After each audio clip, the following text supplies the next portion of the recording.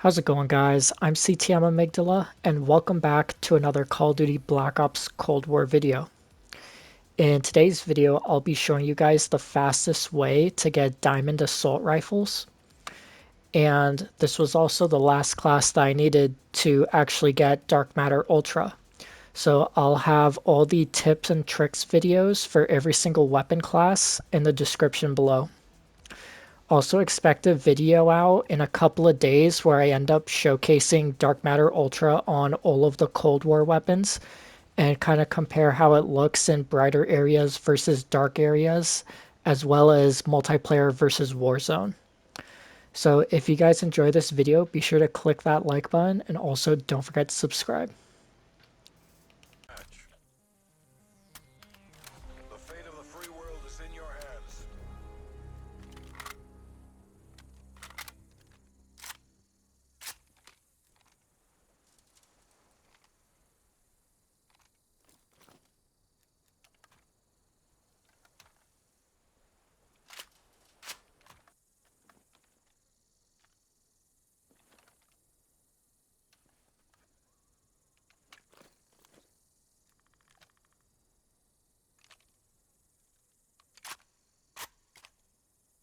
So personally, I thought that these guns were about as easy to get gold as the pistols. I found this class honestly really easy, so there shouldn't be too much difficult stuff that I'm going to be going over today. But if you guys are struggling with any of these, that's why the video's here. And you're going to essentially want to do all of these camos in Hardcore Nuketown. And I also did go ahead and get the Groza Gold, as you guys can see right here. I also have the Mac 10 as well. But I'm still working on the Season 2 DLC weapons, so I'll have best class setup videos after I get all the camos on those weapons. But like I was saying before, you're going to want to go on to Hardcore Nuketown for all of these camo challenges. And you can also go into the regular playlist if you don't like Nuketown, or if Nuketown is not available while you're trying to do these. Because specifically for the cover kills, Checkmate works really well for those. And if you just go on that map, you would be able to see that there's a lot of places for cover. And I'll go into how to get cover kills on Nuketown a little bit later in the video, but it is honestly really easy. And I got them done without really even purposely going for them. And I also want to add that you're going to want to be playing hardcore Nuketown, not regular Nuketown. Because on hardcore, everything's a one-shot, which will make a lot of the camo challenges just that much easier. So if you are struggling on core, I'd recommend hopping into hardcore. So now I'm going to start with the actual camo challenges. And first things first, I'm going to talk about the 300 kills with the weapon, as well as the double kills. So these are both going to come naturally. I'd recommend specifically working on the double kills while you're spawning on this side, which with the yellowish orange house. And that's because the other side of the map is better for cover kills and long shots. So if you spawn over here, you're going to want to go for those cover kills and long shots. If you spawn over here, I'd recommend going for Bloodthirsties and double kills. And headshots, of course. Both sides you should really be going for headshots. Specifically for the headshots, I would recommend using a red dot sight. Any of them really work because they're smaller and they're faster to lock on, and it gives you that precision that you need to really aim for the head accurately. I'd also recommend purposely aiming for the head, as you do need 100 of these, so this will take a while if you're not purposely aiming for the head as you're going for the other camo challenges. But it's really not too difficult. Like I said before, all you really need is a red dot and purposely aim for the head. And since this is one of the earlier unlocked challenges, you should have this done by the time you complete your double kills. Even though you should be able to realistically get the double kills done in like 2 to 3 games. I'd say that's about on average how I was doing it. It's like I said, the double kills are pretty much the easiest class other than the 300 kills. So now I'm going to be getting into the Bloodthirsties. And for these, I'd recommend just full sending into the enemy spawn and trying to spawn camp them. So Bloodthirsties are going to be a little bit easier if you spawn on this side where the yellow house is. And some good Bloodthirsty spots are sitting right here watching this area and then the middle bus. And other good Bloodthirsty spots are going to be up in this window because you have this whole range, this. You can see into the enemy's spawn back there a little bit. You can pick people off in the garage and the window. I wouldn't look over here too much because you're more likely to get killed on this side. I just kind of covered this area right here. And that's another really good spot for Bloodthirsties. However, I would first try to just rush the enemy spawn, pick off a couple of people around here that have pushed up, and then right here, if you're shooting in from the garage and your back's against the wall, the spawns won't flip. So this is a very easy way to just get a ton of Bloodthirsties. Just kill them as they're spawning in right there. Peek over here a little bit, get them in the corners and over here, and then eventually some will actually push up more like down here, and you can pick them off as they come. Doing this, I was able to get like 10 plus kill streaks. So this is a good way to get multiple Bloodthirsties a game. You can also come right here and watch. You can usually get a good 5 kills, so you can usually get a good 1 Bloodthirsty right here before they start to catch on and notice. And then same thing up here, you can watch their spawns from the top. I'd recommend doing it when you have this spawn and you're pushing into over here, because this spawn is a lot easier to spawn trap than the other one, in my opinion at least. Now for the long shots and cover kills, these you are going to want to be doing if you get the greenhouse spawn where I'm at right now.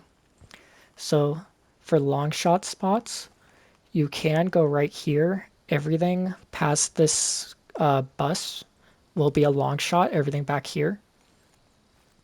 This, however, is a very known spot, so people tend to push a little bit less now.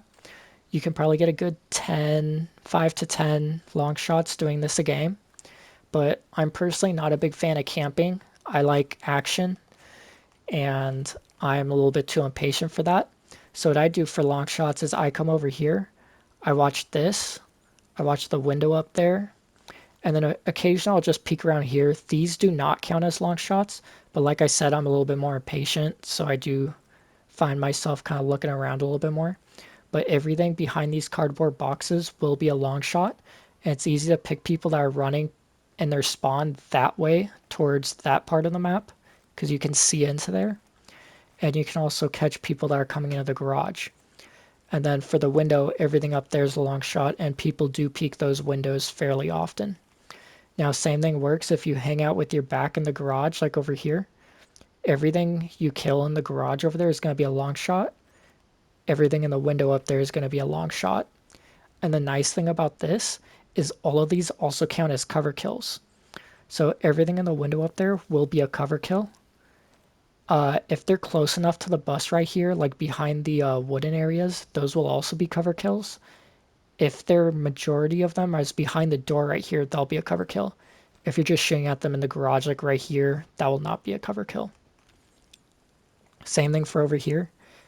Anyone up in the window is going to be a cover kill. Anything, if you kill someone while shooting through the boxes, that will always be a cover kill. And sometimes you can hit people while you're up here. If you shoot, you'll be able to kill them as they're behind the door, and those will count as cover kills. If you kill people that are running this way, you'll usually be able to pick them off while they're behind this garage door. That will also count as cover kills. So this is a really good and easy way to get like 15 cover kills a game.